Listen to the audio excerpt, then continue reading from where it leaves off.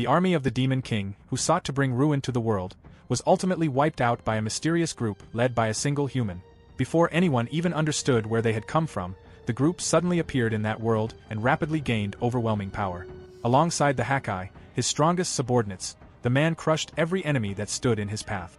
In the end, he stood before the Demon King himself, pressing his blade against the tyrant's throat. As death closed in, the Demon King demanded to know the identity of the man who had defeated him. The human calmly introduced himself as the Corpse King, Hel, leader of Helheim. Moments later, the Demon King drew his final breath. After the battle, the man removed his mask and declared that everything was finally over. One of his companions called out to him, but Hel simply ordered everyone to prepare to move out. Not long after that victory, the Corpse King suddenly vanished without a trace. The next morning, a young man woke from his sleep and let out a deep sigh, realizing he had seen that dream once again. The legendary Corpse King Hel was actually Hizaki Shu, an ordinary middle school student who had once been summoned to another world along with his entire class. However, as time passed, his classmates were killed one after another until he was the only survivor left behind. Consumed by grief and revenge, Shu abandoned his former self and took on the identity of the Corpse King. To oppose the Demon King, he gathered powerful allies and created a secret organization known as Helheim. After years of struggle, he finally defeated the Demon King, only to be forcibly returned to his original world. Remembering all of this, Shu buried his face in embarrassment and shouted at himself for acting so ridiculously in the past. The name, Helheim, and the title, Corpse King Hel, now sounded unbearably cringeworthy to him.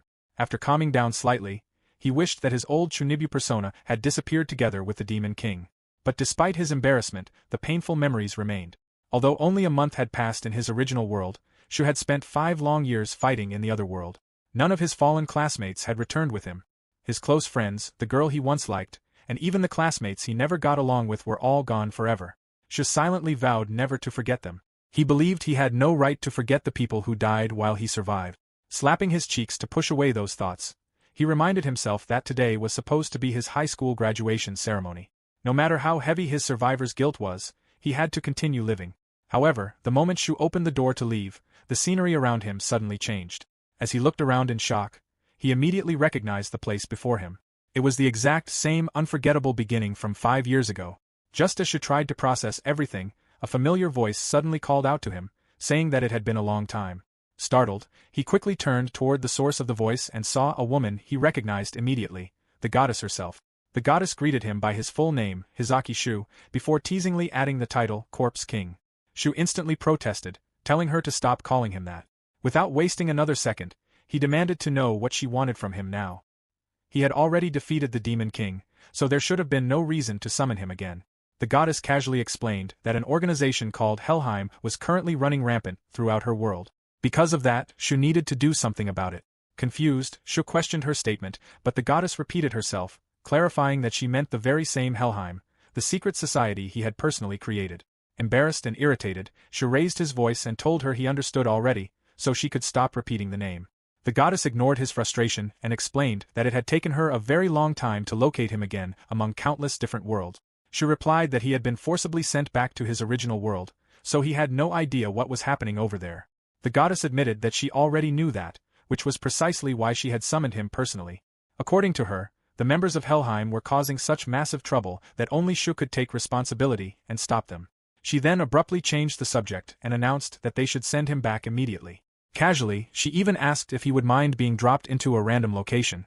Shu was caught off guard by how quickly she changed the conversation. However, another important concern suddenly came to mind. He hurriedly asked what would happen to his powers and magic. Surely the abilities he had mastered in the other world would carry over, right? Without hesitation, the goddess bluntly answered that everything would be reset.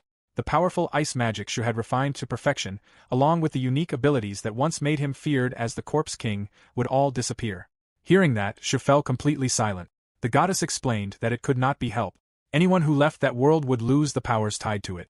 She gently reminded him that he had already fulfilled his duty to his fallen classmates by defeating the Demon King, so he should stop blaming himself so harshly. After a moment of silence, Shu accepted her words. He admitted that Helheim was his creation, so it was only natural for him to take responsibility for it.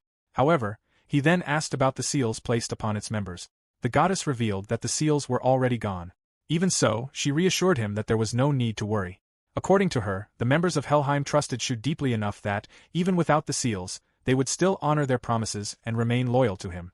She even remarked that Shu truly was an incredible person. Hearing that, emotion quietly filled Shu's eyes. He muttered that if his companions truly believed in him that much, then there was no way Helheim would suddenly go berserk without reason. Something else had to be happening behind the scenes. At that moment, the goddess slowly raised her hand and began chanting a spell aloud. "O gruesome king who reigns upon a mountain of corpses, let the heavens acknowledge his might. The corpse king shall return. Now is the time for him to leave his place of comfort once more." As the chant echoed through the air, Shu prepared himself to return to the world he thought he had already left behind forever. Before sending Shu back to the other world, the goddess told him that she normally would not do something like this, but as a reward for saving the world once before, she decided to grant him a small favor. Meanwhile, deep within the secret headquarters of Helheim known as Eljudner, a woman quietly placed her hand upon a throne that had remained empty for a very long time. Longing filled her eyes as she thought to herself that he had not returned again today either. She wondered how much time had passed since his disappearance. With the corpse king gone, the Hakai had scattered across the world, leaving the organization without its core. In a faint voice, she softly whispered his name, Corpse King Shu. As memories resurfaced in her mind, she remembered him once praising her calm judgment and intelligence, saying that she was the very brain that kept the organization together. He had called her Nilf the Undiluted, his trusted right hand. The memories overwhelmed her emotions, and tears slowly streamed down her cheeks as she whispered Shu's name once more. Deep in her heart, she admitted that she no longer cared whether she could ever see him again. As long as he was alive somewhere, that alone was enough for her. Just then, someone suddenly knocked on the door. Nilf quickly wiped away her tears and wondered who could possibly be there. Only the Hakai and the Corpse King himself were supposed to know about this hidden place. The moment she opened the door, a small girl immediately leaped toward her while crying loudly. Confused, Nilf questioned why Garm was there. Through her tears, Garm excitedly revealed that she could smell the Corpse King's scent. She joyfully declared that their king had finally returned. At that exact moment, far away in the middle of nowhere, Shu was successfully summoned back into the other world. The first thing he did after arriving was check his status. As soon as he focused, a status window appeared before him. It displayed his full name along with the magic currently available to him, which was only Ice Magic Level 1. His unique ability was also listed, the Blessing of Death. The first effect of the skill stated that his power would increase according to the number of lives he had taken. However, the current count remained at 0 out of 100. The second effect explained that he could acquire abilities based on the number of allies he had lost. That count was also currently 0 out of 1. Finally, his title appeared on the screen. Corpse King, proof that God recognized his great achievements, granting him an extraordinary increase in magical growth. The moment Shu saw the Blessing of Death again, his expression darkened. To him, that ability was the root of all evil. It did not matter whether the enemies were demons, humans, or monsters. The more opponents he defeated, the stronger he became. It was a simple yet terrifyingly overpowered ability. However, there was one horrifying condition attached to it. The skill to inherit abilities could only activate through the loss of companions. It was a cruel and disgusting power born from tragedy itself. Shu recalled the first time the abilities of a dead classmate flowed into him. The experience had nearly driven him insane as fragments of their emotions, memories, and suffering flooded his mind all at once. In the end, every one of them had died. And because of their deaths, Shu had eventually gained enough strength to defeat the Demon King. As those painful memories resurfaced in his mind, Shu's expression hardened. He silently swore to himself that this time, he would never allow the Blessing of Death to activate again. No matter what happened, he refused to repeat the same tragedy. Pushing those thoughts aside, Shu activated his ice magic and called upon Glacius. In an instant, a short sword made entirely of ice formed in his hand. Deciding that his first priority was to investigate the demons, he began moving through the area. Some time later, a young woman wandered through the frozen forest in confusion, unable to understand what had happened. Until the previous day, the place had been nothing more than an ordinary forest. Earlier, she had attended a meeting with several knights to discuss the sudden freezing of the Griffle Sea of trees. One of the knights reported that aside from demons and rebel groups hiding within it, the forest itself should have been completely normal. Another knight speculated that the freezing could be the work of a high-ranking demon. After hearing the reports, the commander ordered the knights to investigate the situation while instructing the princess to remain behind safely. However, back in the present, the princess was carefully walking through the frozen path herself. She reminded herself that she was a member of the royal bloodline that once defeated the Demon King, so she could not simply stand by and do nothing. As she moved deeper into the forest, she observed how unnaturally cold the surroundings had become. Judging from the frozen terrain, she concluded that powerful ice magic had likely been used. At the same time, the complete absence of life made the situation feel even more disturbing. To her, it strongly suggested the involvement of a high-ranking demon. Suddenly, she heard a faint noise nearby and immediately stopped walking. Carefully following the sound, she unsheathed her sword and cautiously approached, wondering whether she was about to encounter a demon or merely a wild animal. However, upon finding the source, she realized it was only a man lying there weakly. Seeing him groaning in pain, the princess quickly rushed over and asked if he was all right. Concern filled her voice as she questioned whether he had been attacked by a demon and urged him to hold on. Shu weakly trembled before replying that he was simply starving and might actually die from hunger. Later, after receiving food from the princess, Shu devoured it desperately. Tears even formed in his eyes as he declared that the meal was so delicious he could die happily. The princess gently told him to slow down while eating. Shu sincerely thanked her, admitting that he truly believed he was going to die out there. The princess replied that it was understandable since nobody could have predicted that the forest would suddenly turn into such a frozen wasteland. At that moment, Shu noticed the family crest engraved on her armor. Realizing she had not introduced herself yet, the princess quickly straightened her posture and proudly announced her identity. She warned him not to be too surprised before declaring that she was Asha el Griffel, the fifth princess of the Holy Kingdom of Griffel. Hearing that, Shu repeated her title in confusion. The fifth princess? Asha happily confirmed it and asked whether he was surprised. Still confused, Shu questioned whether there was even such a thing as a fifth princess.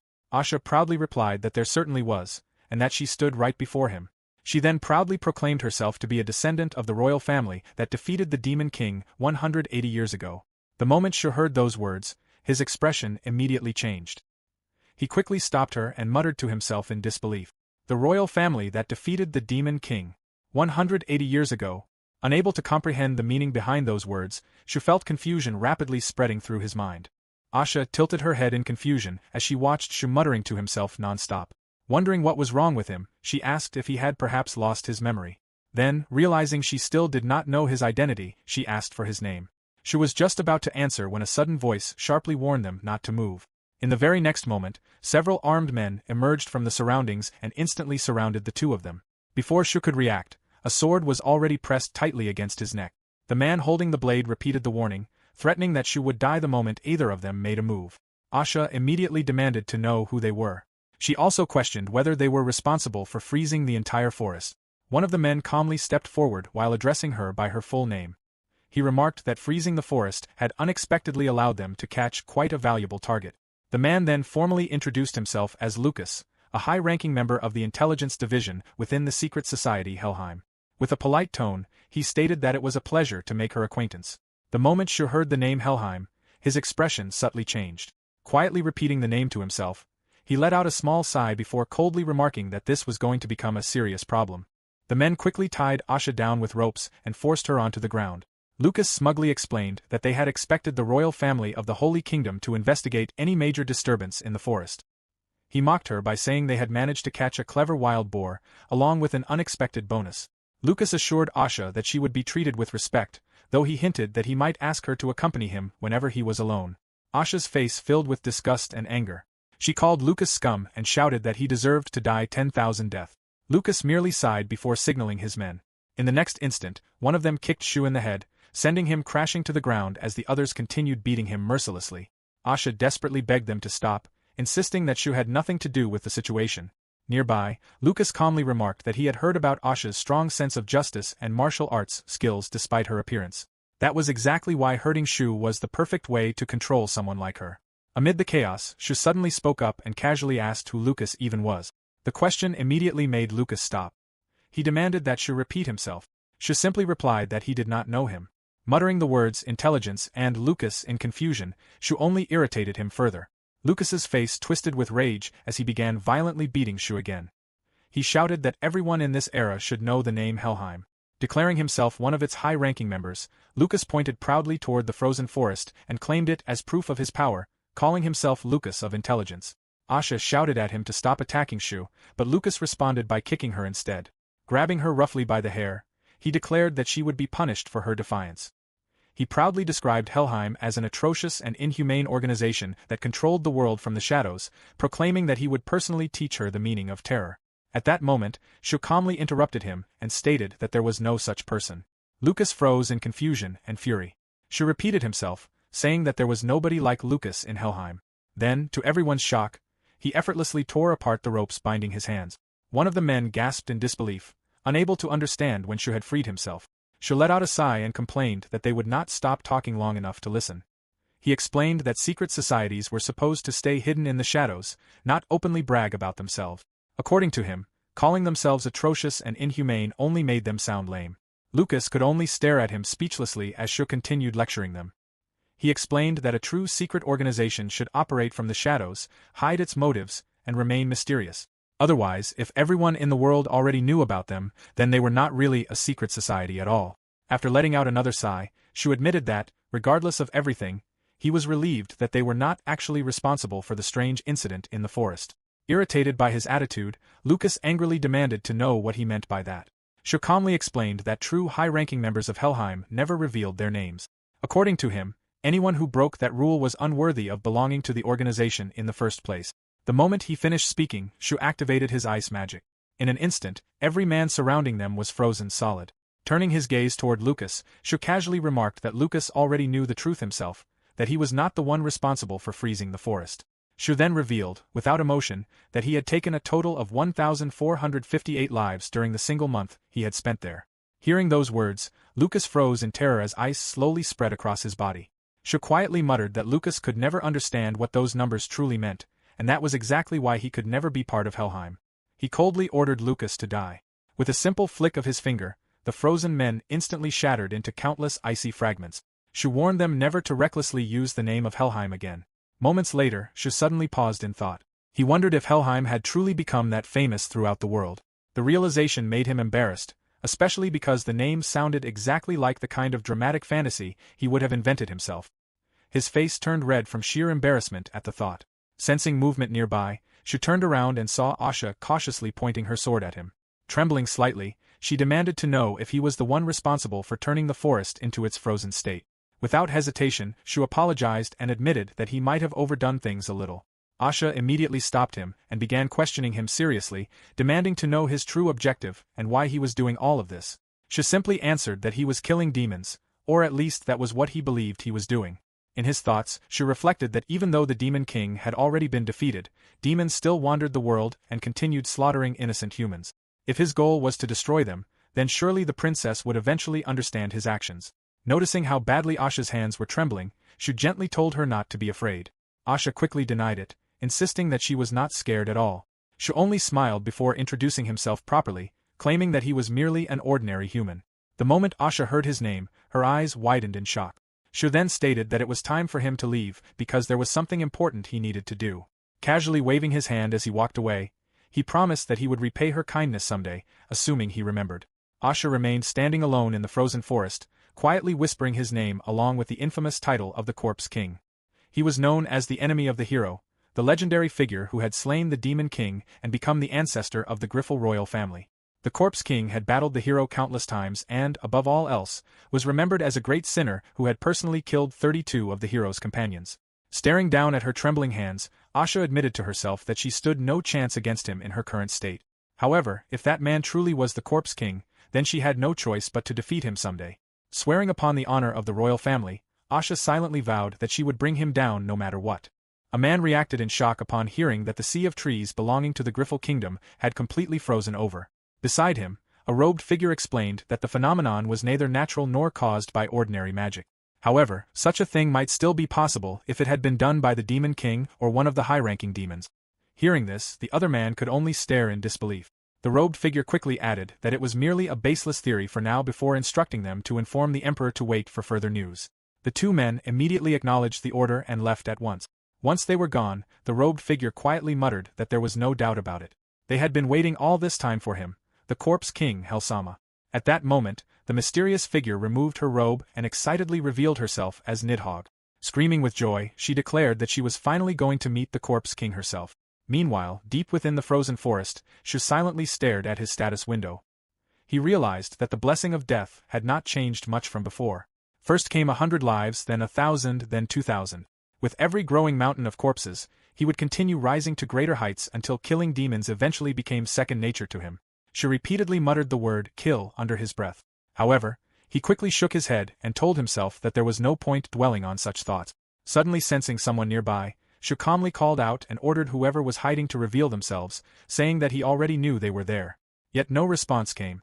Shu sighed in annoyance and wondered if they truly intended to make him do that. He admitted to himself that, even though he had originally come up with it, he still found it embarrassingly embarrassing. After letting out a defeated sigh, Shu finally gave in. In a commanding voice, he solemnly declared, "Ye swear thy precepts before him." The moment those words left his mouth, two girls emerged from the bushes. They introduced themselves as unslaying and undiluted. Seeing them, Shu smiled warmly and called them by their real names, Garm and Nilf. He told them he was relieved to see that both of them were doing well. Nilf then nervously asked if he truly was the Corpse King. Shu calmly confirmed that he was. Garm followed up by asking if he was truly their king, and Shu admitted that she was correct. Deep down, however, he wished they would stop calling him that. The two girls stared at him with wide, emotional eyes. Shu realized just how long they had been waiting for his return. Thinking that, he decided he had no choice but to live up to their expectations. Shu apologized for making them wait so long. Then, with a proud smile on his face, he declared that the Corpse King had finally returned. The moment they heard those words, Nilf burst into tears and happily welcomed him back. Garm's eyes soon filled with tears as well. She quickly insisted that they had not been waiting long at all before warmly welcoming Shu back. In response, Shu gently patted both girls on the shoulders in an attempt to comfort them. A moment later, Nilf handed Shu a robe. The instant he saw it, he immediately recognized it as the matching cloak of Helheim. He even remembered personally cutting pieces from the hem long ago. Looking awkwardly at the two girls, Shu noticed how eagerly they were waiting for him to put it on. Unable to resist their hopeful expressions, Shu finally gave in and wore the cloak. Deep inside, he reluctantly admitted that he still thought it looked cool. After putting it on, Shu declared that it was time for them to move. He announced that anyone who had dared to use the name of Helheim would be crushed by their own hands. Then he ordered the two girls to follow him.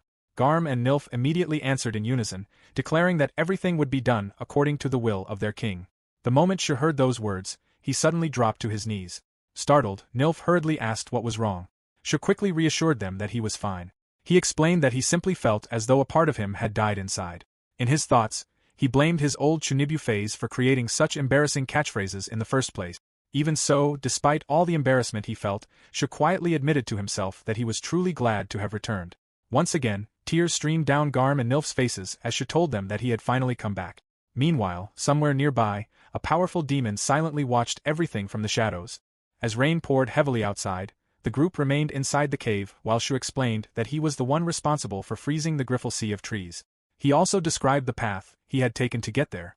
Nilf studied the map and informed everyone that she believed they were currently somewhere around the nearby plains. She explained that the terrain in the area had changed greatly over the decades because of the influence of magic and demons. Even places that were once considered unexplored seemed to have been surveyed within the past few years. However, the map only provided a rough bird's-eye view of the region. Shu smiled and assured her that the map was still far better than having nothing at all. He pointed to a location on the map and explained that if they wanted to gather information, the best place to visit would be the town of explorers known as Got.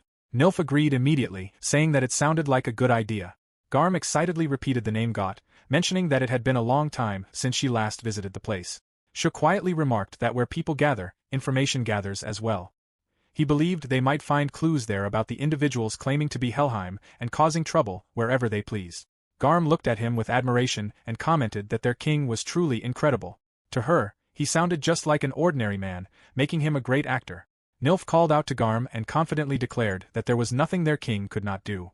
She added that acting like a harmless gentleman was not difficult for him at all. Turning toward Shu, she addressed him as the Corpse King and asked if she was correct. In his mind, Shu quietly repeated the words, "normal guy." To him, he was simply acting as himself. After a moment, he agreed with Nilf and explained that gathering information this way was probably their best option for now. Clearing his throat, he admitted that for various reasons, he was much weaker than he had been in his prime. Because of that, he said he would be relying on the two of them. The moment they heard those words, both Nilf and Garm immediately knelt before him. Nilf swore that she would protect him even if it cost her life. Garm cheerfully added that it was the first time their king had openly said he was counting on them. Shu awkwardly scratched his face and asked if that was really true, since he felt that he had been relying on them the entire time already. Seeing their deep devotion toward him, he realized that he needed to regain his strength as soon as possible. Suddenly, Shu sensed a dangerous presence nearby. Nilf quickly warned him, and he reacted instantly. In the very next moment, a giant demon burst through the wall of the cave. Nilf immediately informed him that it was an intermediate-class demon. Upon hearing that, Shu realized that the unexplored region they had been teleported into was at least a level 5 danger zone, making it an especially troublesome place to end up in. Garm stepped forward with boundless energy, confidently declaring herself dependable. She responded that he was counting on her, and his words immediately filled her with delight. At that very moment, the demon unleashed a thunderous roar and charged directly toward her. Despite the terrifying assault, Garm showed no trace of fear. Remaining perfectly calm, she even stuck out her tongue mockingly before allowing the creature's attack to strike her head-on. Her small frame was hurled violently into a hard wall, yet not a single scratch appeared on her body. Without concern, Garm casually rose back to her feet and stretched her arms, concluding that while the demon possessed strength, it lacked anything particularly impressive or cunning. Watching this, Shu smiled, recognizing it as Garm's specialty. In the next instant, Garm activated her skill, Indestructible Beast Body. Her body rapidly expanded into a far larger and more powerful form. With overwhelming strength, she wrapped her massive arms around the demon's neck and crushed it effortlessly, killing it instantly. She remarked that her power remained just as incredible as ever, while Nilf admitted that even as Garm's ally, her abilities were astonishing to witness. She reflected on the nature of Garm's skill. Indestructible Beast Body granted her near-complete invulnerability, allowing her to ignore all injuries except fatal blows. Because of that, the only way to defeat her would be with a single decisive attack. As a beastfolk, she already possessed exceptional natural toughness, but even among her kind, Garm's physical abilities stood on another level entirely. She was truly extraordinary. Covered in blood from the battle, Garm turned toward the group with excitement, eagerly asking how she had performed. She wiped the blood from her face and thanked her, telling her that he knew he could rely on her. Hearing his praise, Garm burst into cheerful giggles. Deep down, however, Shu acknowledged that there was no one more troublesome to face than Garm herself. Even so, a faint smile appeared on his face as he quietly admitted how fortunate he was to have her as an ally. Meanwhile, far away in the lively explorer town of Got, crowded streets overflowed with people moving through the bustling city. As the group arrived in town, Nilf immediately noticed the commotion among the explorers and wondered what had caused such an uproar. Meanwhile, Shu looked around the streets with a sense of nostalgia. This had been the very first town he visited after being summoned into this world. However, the moment thoughts of his former classmates resurfaced, the sorrow he had long kept buried quietly appeared on his face. Garm quickly noticed the sudden shift in his expression and asked what was wrong. Shu gently stroked her head and assured her that it was nothing before urging everyone to begin gathering information immediately. Following his suggestion, the three decided to split up and search separately. As he walked through the busy streets, Shu reflected on the group pretending to be Helheim. He could not completely dismiss the possibility that some of his own high-ranking members might be involved. Even so, if they truly were connected, he believed the damage caused would have been far greater.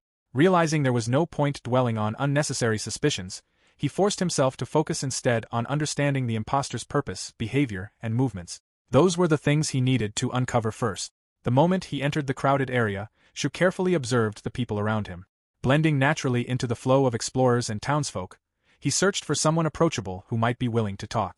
Before long, his attention settled on a young woman whose appearance and equipment suggested she was a low-level explorer. From her gear and the companion beside her, Shu estimated that the two were likely level 2 or 3 adventurers who had come from the same hometown. Because of that, he judged there was a good chance they would be open to conversation. Quietly deciding on his approach, Shu continued observing the pair.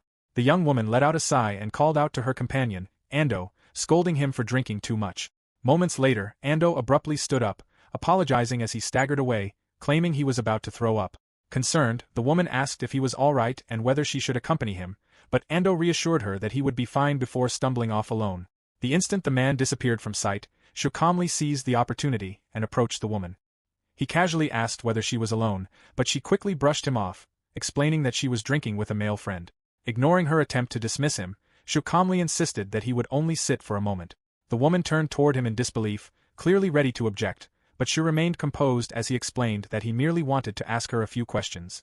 However, the moment she got a proper look at his face, her cheeks suddenly flushed bright red. Elsewhere, in another world, a young girl softly called out for her brother in a quiet voice.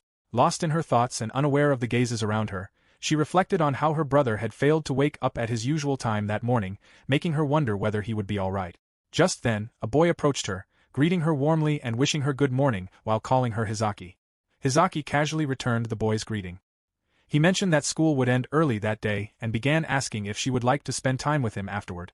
However, before he could finish his invitation, Hizaki interrupted and explained that she already had plans with her brother. Disappointed, the boy accepted her answer and awkwardly replied that they could always try again another time before leaving. The girl's full name was Hizaki Hyuka. The person she admired most was none other than her older brother, Hizaki Shu. To her, there were countless reasons for those feelings. Since the two inherited similar features from their parents, it was only natural that Shu was exceptionally handsome. Beyond that, he deeply cared for his family and was especially gentle toward her as his younger sister. In Hyuka's eyes, her brother possessed everything she could ever admire in the opposite sex. He was attractive, kind, dependable, and someone who had always stayed close to her since childhood. Because of that, she found herself completely uninterested in the romantic relationships of people her own age. However, the moment she stepped into what she thought was her classroom, she immediately realized something was wrong. The familiar room was gone.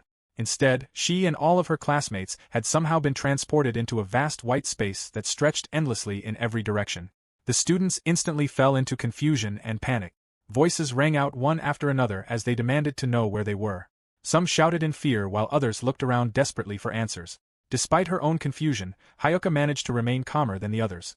Nearby, one girl complained nervously that everything around them was completely white and impossible to understand, while another anxiously asked what they were supposed to do. Then, an unfamiliar presence appeared before them. The being let out a quiet sigh, almost as if resigned to the situation, before calmly announcing that all of them were about to be summoned to another world and should do their best there. For a moment, silence overtook the group as everyone froze in shock. Then the students erupted into even greater confusion, repeating the words "another world" in disbelief as panic spread through the endless white space. Everyone reacted in shock at the god's sudden announcement. One girl nervously asked what it even meant, while another student looked confused and questioned what an isekai was. Nearby, a man scoffed and remarked that this was exactly the problem with extroverts, claiming they did not even know about otherworld summonings. Another girl angrily turned toward the god, demanding an explanation and insisting that they be returned to their classroom immediately. The god only smiled calmly and reassured them that everything would be fine. She explained that they would be properly cared for, so they had nothing to worry about and should simply enjoy their new lives in another world.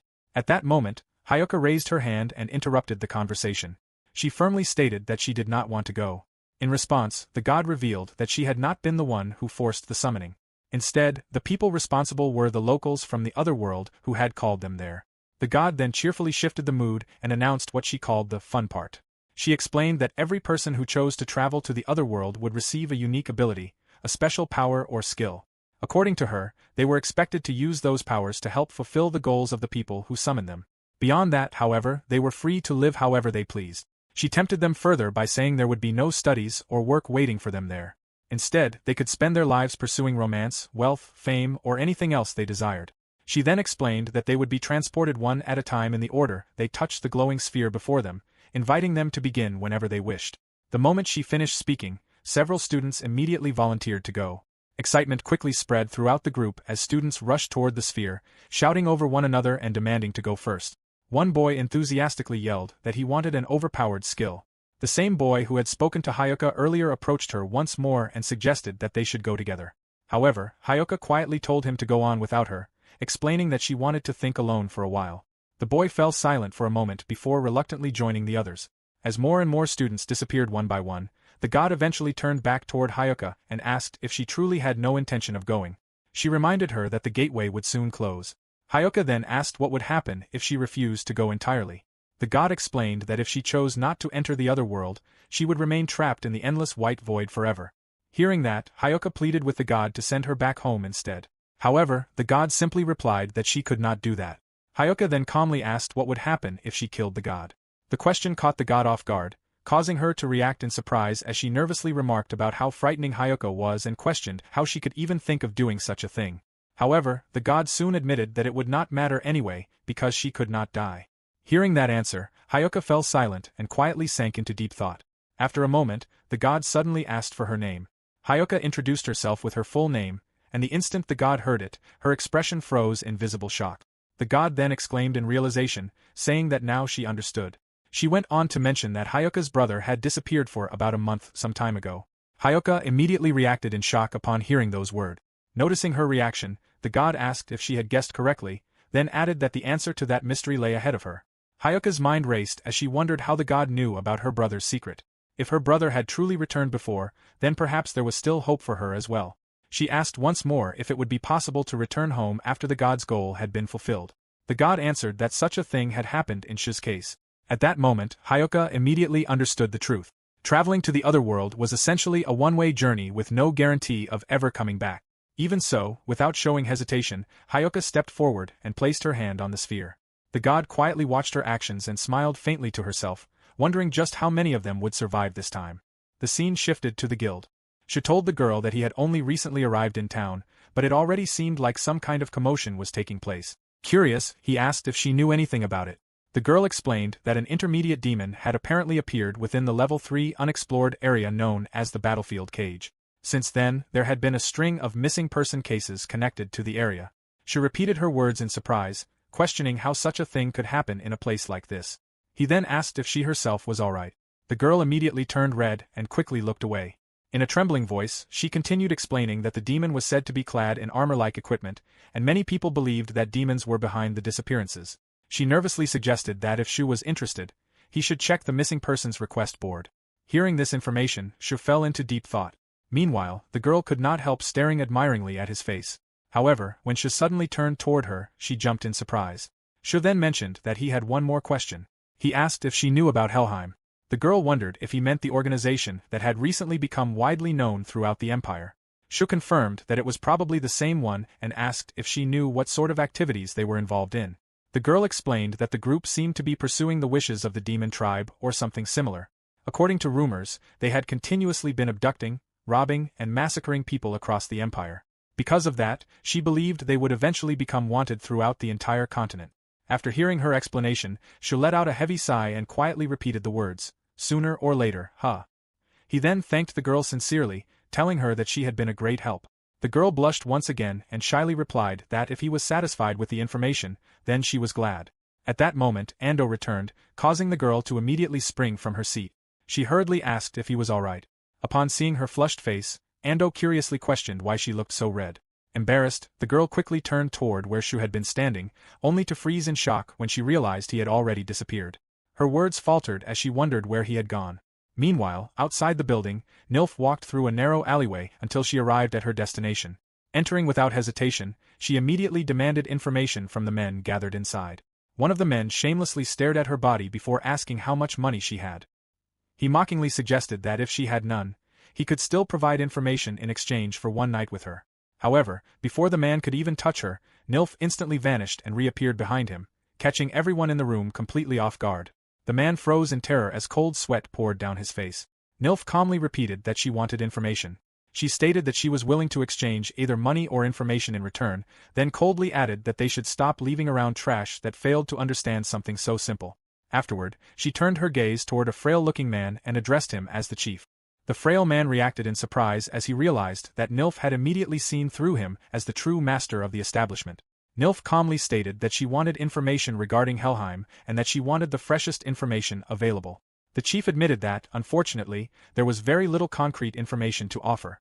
Most of what they had gathered was nothing more than gossip and rumors. However, he mentioned that there was one matter that might be connected to the growing uproar spreading through the area. Nilf silently stared at him with cold eyes, waiting for him to continue. As the chief reached for his cup, it suddenly disappeared from his hand. Startled, he discovered it sitting beside him on his left instead. Confused, he muttered to himself that he was certain he had grabbed the cup. He could not understand why it had suddenly moved.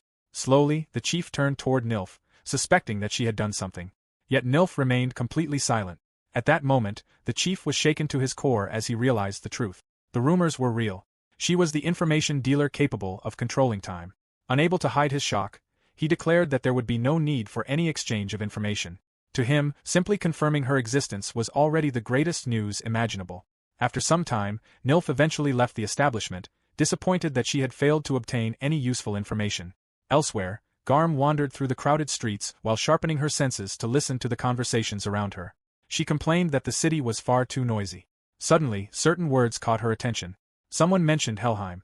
Another person commented that he did not think he could remain in the area much longer, especially considering that the unexplored zone was only supposed to be low level. Another voice nervously mentioned that even more people had disappeared inside the battlefield cage, and that rumors spoke of an extremely powerful demon appearing there. The man fearfully added that anyone who entered would surely be wiped out. Someone else then claimed that Helheim was somehow connected to everything happening there. After hearing all of it, Garm slumped in disappointment. She complained that with such little information, she should have brought along the corpse king or Nilf instead. She grumbled that there was no way she would earn any praise from this. At that moment, Shu's voice suddenly echoed directly in her ears, ordering Garm to return. Garm reacted in surprise before her face quickly brightened with excitement. She realized that Shu knew she was using her special ability. In her admiration, she thought that it was exactly what one would expect from their king, someone who seemed to know everything. Back at the inn, Shu gathered and organized all the information they had collected. They reviewed the reports regarding the missing people in the unexplored area and the appearance of an intermediate demon within the level 3 zone. Combining the information gathered by the three of them, Shu concluded that there were two important facts. First, there had been 7 missing persons in total, with the earliest disappearance occurring 1 month earlier. Garm then asked if the intermediate demon being discussed was the same one she and the others had previously defeated. Nilf confirmed that it was. She further explained that there had to be human involvement behind the situation, because demons replenish their mana by feeding on the life force of others. Because of that, an intermediate demon should never have been able to survive inside such a low-level unexplored area on its own.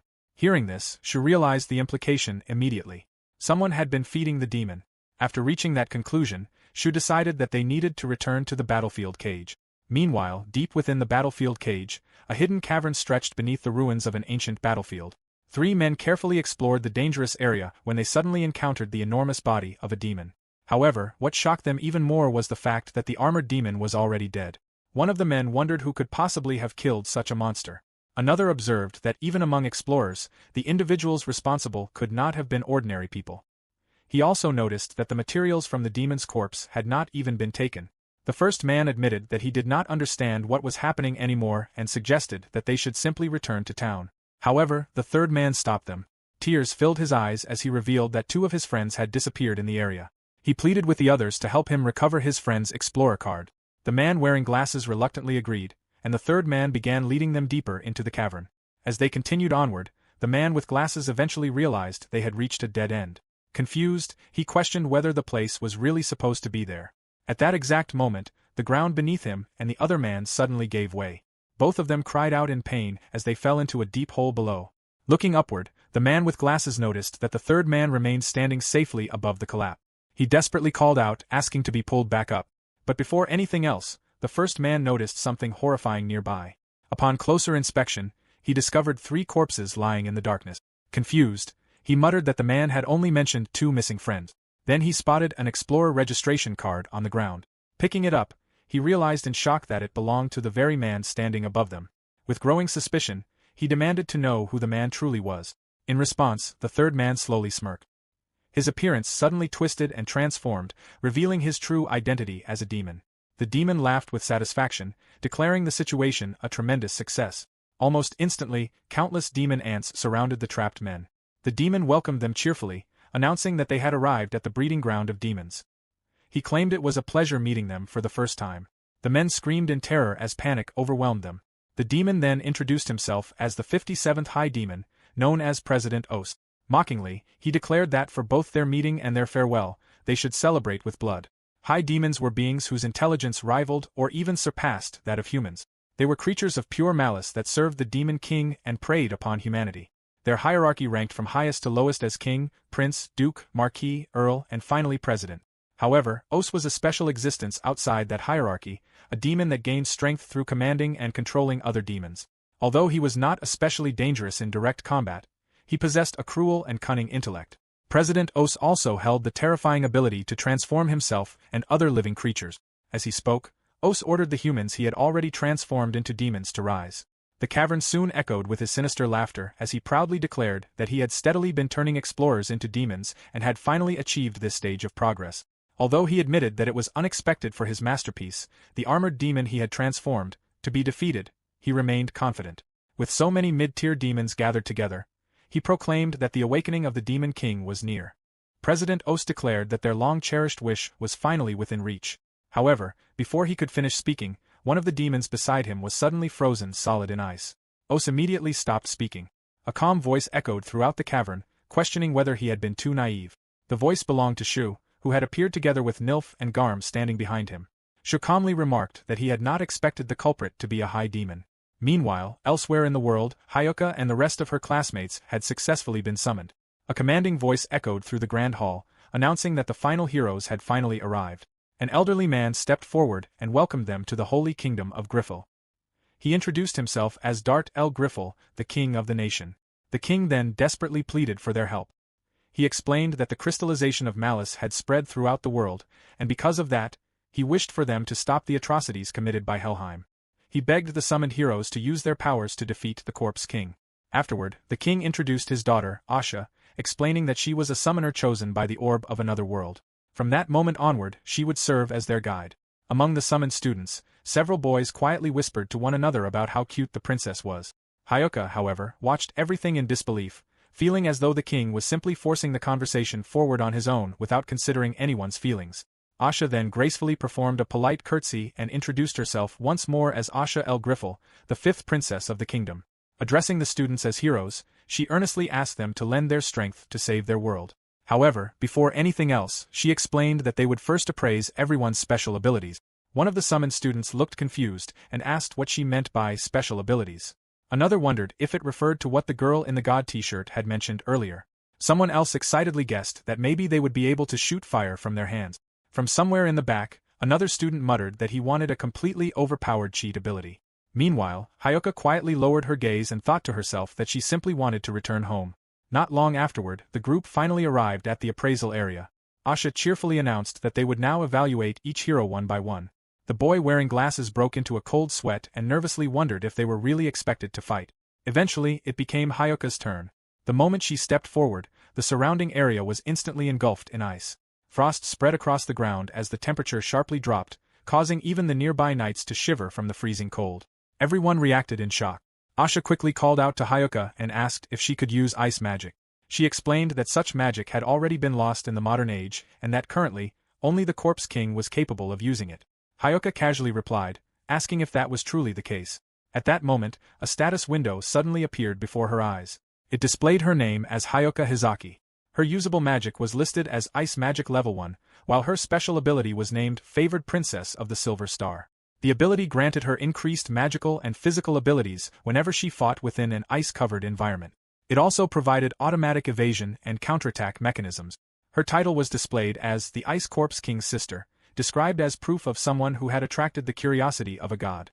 It also granted her the ability to surpass the normal growth limits of ice magic.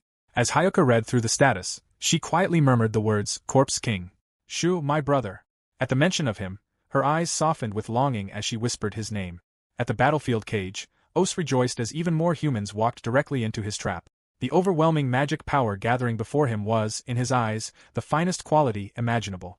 Laughing triumphantly, he called out to the Demon King, declaring that this too must be divine guidance. Tonight, luck was clearly on his side. Shu glanced coldly at the scattered human remains littering the battlefield and remarked that Os had truly crossed the line this time. Os only laughed louder, mocking humanity for its foolishness. According to him, humans were no different from insects. Once one was caught, the rest inevitably swarmed in after it. Raising his hand, he ordered his demon army to advance, announcing that tonight would be a grand feast. Referring to the demons as his beloved children, he commanded them to devour their fill without restraint. As the horde of demon ants rushed toward Shu and his group, Shu calmly activated Monster Ice Cast. In a single instant, the charging demons were trapped within thick layers of ice, frozen solid where they stood. Os paused in surprise before clicking his tongue in annoyance. He admitted that ice magic users were troublesome opponents, especially for low-tier demons, who were naturally vulnerable against such attack. With a flick of his fingers, a different breed of demons emerged behind him. Os arrogantly declared that he would simply feed the frozen corpses to his mid-tier demons instead. Besides, once their magic resistance was strengthened, ice magic would become meaningless against them. He mocked Shu further, claiming he had likely grown overconfident from slaughtering weak low-tier monsters. These, however, were entirely different. Proudly presenting them, Os introduced the creatures as his high-tier demons, his finest creations. Smirking wickedly, he told Shu that it had been a pleasure meeting him and ordered him to die quietly as demon food. Shu remained completely calm. Calling out Garm's name, he gave a simple command. Instantly, Garm lunged forward toward one of the towering high-tier demons. She leaped high into the air, landed atop the creature's head, and wrapped her small arms tightly around its massive neck. In the very next moment, a sickening crack echoed across the battlefield as she effortlessly snapped and crushed its neck. The confidence on Osa's face disappeared immediately, replaced by pure shock. Shu gently patted Garm on the head and praised her for a job well done before turning his attention toward Nilf. He instructed her not to hold back. Nilf obediently nodded and began focusing her power. A brilliant glow soon enveloped her entire body as radiant light spilled outward. Softly, she asked Shu which treasury number he wanted to use. After thinking for a moment, Shu replied that, if he remembered correctly, it should be number 64. At once, Nilf's body shone even brighter, and a weapon slowly emerged from within the light surrounding her. Calmly, she announced that he should take it. Shu immediately refused, insisting that Nilf should draw it out herself instead. However, Nilf ignored his protest and repeated her request. Realizing she would not back down, Shu finally sighed in defeat and accepted. Grabbing the sword's handle firmly, he pulled the blade free from Nilf's body. The moment he swung it, blazing flames erupted from the weapon. Staring at the burning inferno before him, Shu remarked that, just as he thought, fire was the best method for pest control. Watching the scene unfold before him, Os gradually began to feel uneasy. Confusion filled his mind as he questioned what exactly Shu's companions truly were.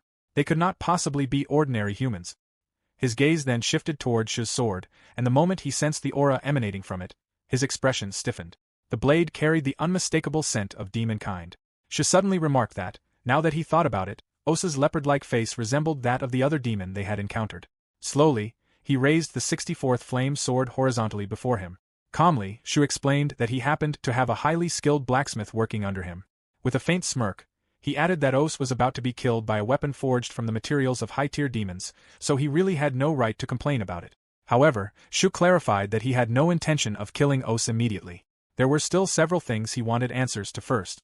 Narrowing his eyes sharply, Shu questioned whether Os was truly a president-class demon. He coldly called him the weakest among the high-tier demons and declared that Os himself was nothing more than bait. The insult instantly shattered Os's composure. Furious, he roared in anger and cursed at Shu for daring to mock him. Stammering with rage, Os insisted that everything Shu said had to be a bluff. There was no possible way Floros, a Duke-class high-tier demon, could have been defeated by mere humans. Ignoring Os's outrage, Shu calmly stepped forward. He instructed Garm and Nilf to stay back and only support him if the situation became dangerous. Nilf immediately obeyed without hesitation, though Garm pouted and complained that she wanted to be useful as well. Nilf gently explained that the Corpse King was trying to regain his former power, so all they could do now was watch. As the battle continued, piles of corpses steadily accumulated around Shu. Watching him from behind, Nilf quietly reflected that he truly climbed higher by standing atop mountains of the dead. That was why he was called the Corpse King. Even now, the very nature of his existence had not changed in the slightest. At that moment, Shu charged directly into the swarm of demons without fear. Swinging the flame sword, he cleaved through numerous enemies in a single instant, the blazing weapon cutting paths of destruction across the battlefield. Suddenly, a notification appeared before his eyes. It informed him that his special ability, Blessing of Death, had reached a total of 1,842. The system further announced that the number of unlocked skills based on lives taken had risen to 742 out of 2,000. Several other abilities had also improved. Pain paralysis had finally reached its maximum at 100 out of 100, while overcoming fear had reached 1,000 out of 1,000 and evolved into level 2. After silently reading the notifications, Shu turned his gaze toward the endless horde of demons charging at him. Calmly, he remarked that this would make for excellent training. Meanwhile, Os desperately shouted at his demon army, ordering his children to continue advancing no matter what. Yet Shu remained completely unfazed. A faint smirk spread across his face as he swung the burning flame sword once more. The demons rushing toward him were instantly engulfed in flames, their bodies melting and scorching apart before Shu effortlessly cut them down one after another. As Shu walked across the mountain of corpses left in his wake, the killing intent surrounding him only continued to grow stronger. The word kill echoed endlessly within his mind, repeating over and over as he reminded himself that there were still 1,000 more enemies to slaughter. Some time later, after noticing Shu breathing heavily, Os began mocking him with a grin. He taunted Shu, asking if he was finally running out of breath. According to Os, Shu's mana must have nearly reached its limit by now. Shu ignored the provocation entirely. Internally, he acknowledged that wielding a sword forged from high-tier demon materials consumed an enormous amount of mana. Even so, he calmly reminded himself that there were only 600 enemies remaining. Turning toward Os, Shu mockingly addressed him as Mr. President, and asked whether his swarm of ants had lost their momentum already. Os immediately shot back, insisting that the sheer number of demons was more than enough to kill Shu. Meanwhile, Shu continued carving his way through the endless horde of demon ants. As he fought, he silently counted down the remaining enemies in his mind. 400 more. Os watched excitedly and declared that he was already looking forward to turning Shu into his servant. In response, Shu swung the flame sword once again. The rushing demons were instantly sliced apart as blazing fire engulfed their bodies, reducing them to burning remains before they could even reach him. While continuing the slaughter, Shu reflected on the strategy that would lead him to victory. He needed to create more corpses. Every life he took allowed him to remember them. That was the very essence of the Corpse King. Even this demon before him was nothing more than the remnants of a former explorer. Shu resolved that he would use the demon's life as fuel to grow even stronger. At last, Shu's total kill count finally reached 2,000. Immediately, a new skill unlocked before him: Trail of Corpses. The ability strengthened all of his physical attributes in proportion to the total number of lives he had taken. A smirk slowly appeared across Shu's face as he tightened his grip on the sword. Calmly, he declared that the real feast was only beginning now. In Chapter 7, only the high-tier demons and Os remained standing. Completely confident in his victory, Os mockingly asked Shu if he had finally run out of mana. With a sneer, he sarcastically thanked Shu for his meaningless resistance and declared that once Shu became his servant, he would work him to the bone. At that very moment, one of the high-tier demons suddenly lunged at Shu from behind. However, Shu instantly sensed the creature's presence. In a single swift motion, he swung his blade and cleanly sliced the demon in half, causing it to release a deafening roar of agony. Witnessing this, Os froze in shock. Shu calmly turned his gaze toward him and revealed that he had not even been using mana. That attack, according to him, had merely been a practice swing. Before Os could even process those words, another high-tier demon charged toward Shu. Yet before the creature could touch him, Shu swiftly spun around and drove a devastating punch straight into its chest. The impact instantly blasted a massive hole through the demon's torso. Once again, Os was left speechless as fear slowly crept into his heart. Meanwhile, Shu continued slaughtering the remaining high-tier demons one after another with overwhelming ease. As he watched his forces fall so effortlessly, Os gradually descended into panic, repeatedly shouting in confusion and disbelief, asking why this was happening. When the final demon was cut down, Os collapsed to his knees in terror. He could not comprehend how a high-tier demon like himself was being cornered by a mere human. Shu's sword dripped with blood as he coldly remarked that it was unfortunate for Os, because this place had never been a human's cage. Instead, it had become Os's cage. The moment those words reached him, Os's breath hitched as fear completely consumed him. Instinctively, he staggered backward and screamed at Shu not to come any closer. In an instant, Shu suddenly thrust his blade forward, stopping only an inch away from Os's face. The demon froze and gasped in terror. Shu then coldly warned him not to scream, explaining that screams were traumatic to him for certain reasons. He quietly told Os to remain silent. Hearing the chilling warning, Os immediately shut his mouth. Afterward, Shu firmly asked whether Os knew anything about Helheim. Upon hearing the name, Os quickly nodded. Shu's expression immediately brightened, realizing that Os might possess useful information. Shu then questioned him about the true state of Helheim. However, Os quickly shook his head.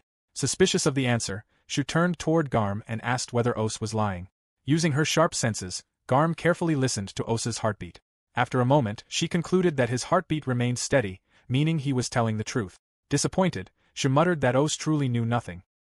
He bitterly remarked that perhaps Os had never been informed because he was merely a low-ranking grunt. The instant Os heard the insult, rage exploded within him. Furious, he shouted at Shu, demanding to know how dare a human mock him like that.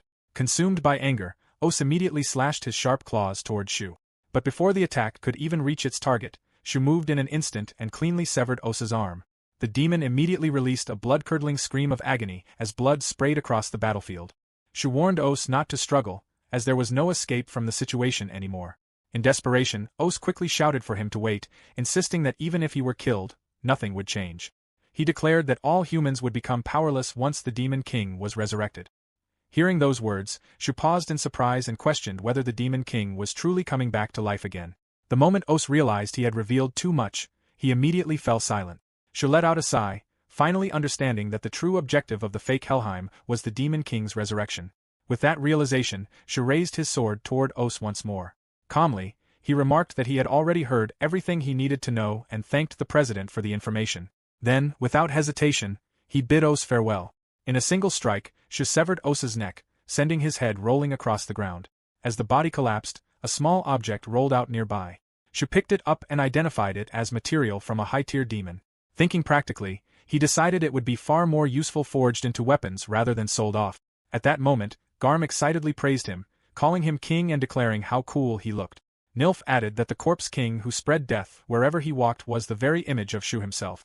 Watching the two of them, Shu could not help but realize that Nilf was becoming strangely cult-like, though he admitted to himself that it was partly his own fault. After a short pause, Shu announced that they should return since they had already gathered enough information. Nilf reacted with disappointment and hesitantly asked if they could return the usual way. Garm immediately agreed, saying she wanted to witness more of the king's cool side. Nilf eagerly supported the idea as well. Shu froze in embarrassment as he realized exactly what they were asking him to do. Even so, he accepted it because they were relying on him. Masking his embarrassment behind an authoritative tone, he declared that they would now return to Helheim. Instantly, both Garm and Nilf obeyed his command. However, just as they were about to leave, a woman's voice suddenly called out for them to wait. She pointed out that she had clearly heard them mention returning to Helheim. The realization that someone had overheard everything caused Shu's face to turn bright red with embarrassment. The woman demanded to know who they were before proudly introducing herself as Ater non-War, the hero destined to conquer Helheim. Declaring her authority as a level 8 explorer, she announced that she was placing them under arrest. Ater non-War came from an ordinary commoner family, yet her extraordinary talent had blossomed within only 10 years. Rising rapidly through the ranks of explorers, she eventually earned the title Valiant Black. She was also celebrated as one of the victors of the World War that marked the fall of the Fortem Empire. Within the empire, color-based epithets were reserved only for the highest class of explorers. One day, at the office, Ater reacted in disbelief upon hearing the report of a kidnapping. Both the princess and the prince had apparently been taken captive. The old man confirmed the situation and explained that he wanted them to pursue the mysterious organization known as Helheim. According to the information they had gathered, the group was said to wield forbidden sorcery, which was why he wished to entrust the investigation to the Valiant Spear. Later, after returning, Ater and her companions gathered to discuss the matter further. One of the men asked Ater for her thoughts on the case. She brought up the strange anomaly occurring within the Giffel Sea of trees, as well as the appearance of mid-tier demons inside what should have been a low-level zone. Pointing toward a location on the map, she stated that she had suspected that area from the very beginning. The three companions exchanged a confident high-five as Ater declared the plan settled. She then called out to her comrades, Amira and Daggle, signaling the start of their mission. Back in the present, Ater repeated the name Helheim and remarked that she was grateful the group had been foolish enough to openly announce themselves like that. Hearing her words, Shu suddenly froze. Quietly repeating the word, stupid, his expression darkened. With visible embarrassment, he muttered that it really did sound stupid when he thought about it now. At the same time, he awkwardly tried to convince himself that it had sounded cool back then and that maybe it was not entirely uncool even now. Ater became confused by his sudden emotional shift, while nearby Daggle noticed Shu seemingly drawing some kind of magic circle. Daggle quickly called Ater's attention toward it. In response, Shu hurriedly tried to explain that things were not what they appeared to be. However, Ater's gaze turned cold the moment she noticed the scattered human remains lying across the cavern floor. Concluding that Helheim was truly beyond redemption, she ignored Shu's attempts to explain and immediately cast a spell known as Dark Shroud. The spell belonged to deprivation magic, a simple yet terrifyingly powerful form of sorcery capable of stripping away the five senses. Under its effects, Ater thrust her sword directly toward Shu. Even so, Shu managed to dodge the attack at the last moment while desperately insisting that the situation was not what she thought. Ater was caught completely off guard that Shu had evaded her strike despite her magic. Daggle was equally stunned, unable to believe that Ater's spell had failed to restrain him. Meanwhile, Shu continued trying to explain that he had merely been dealing with the high-tier demon lurking in the cavern. Suddenly, the entire cavern shook violently. A deafening crash erupted directly in front of them, startling everyone present. Daggle immediately turned toward Ater and demanded to know what was happening, but even she had no answer. Then, through the massive hole that had opened above them, a small figure came descending from the sky at incredible speed. The instant Shu saw the figure, his expression stiffened in shock. Under his breath, he muttered that it could not possibly be happening. Nilf also recognized the newcomer and became equally stunned. Just before landing, the woman excitedly called out to her king. The moment her feet touched the ground, an overwhelming impact shattered the earth beneath her. Standing amidst the cracked terrain, the woman proudly announced the arrival of Nidhogg. The woman who had just made a powerful entrance was a dragon kin named Nidhogg, a living legend known as the Empire's ultimate deterrent against demons and the very reason the Empire stood as the strongest nation.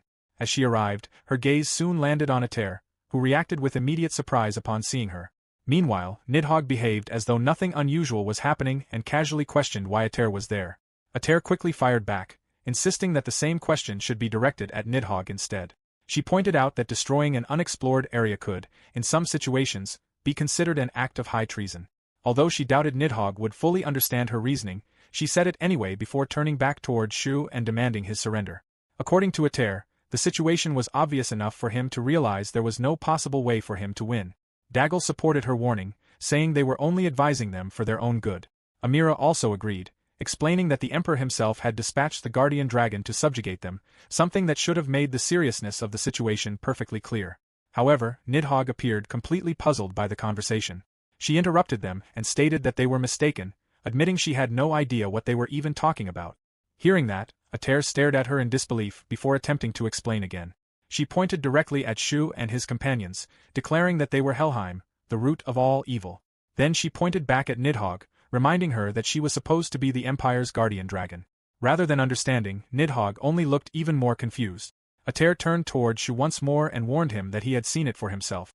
Although Nidhogg possessed overwhelming strength, she was also a complete fool, meaning they would all be crushed instantly if they resisted. Because of that, she urged them to surrender immediately.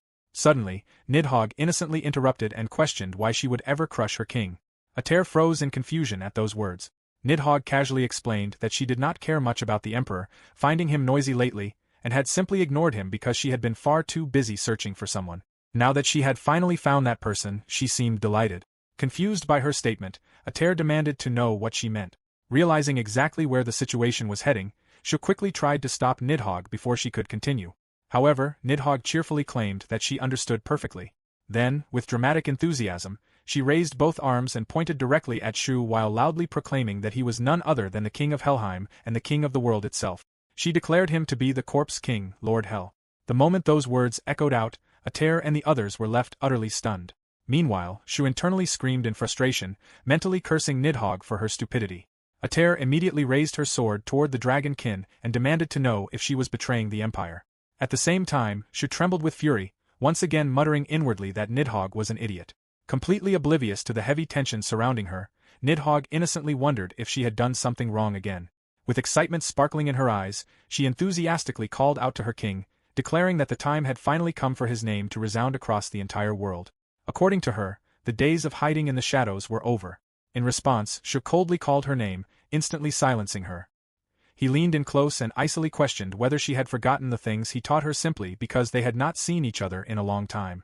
Nidhogg touched her blushing cheek in delight, becoming flustered over how close he was to her. Though happy, she found his boldness overwhelming. Without warning, Shu grabbed both of her horns, causing her entire body to stiffen in shock. Completely irritated, he began violently shaking her by the horns while angrily demanding to know whether she had changed at all.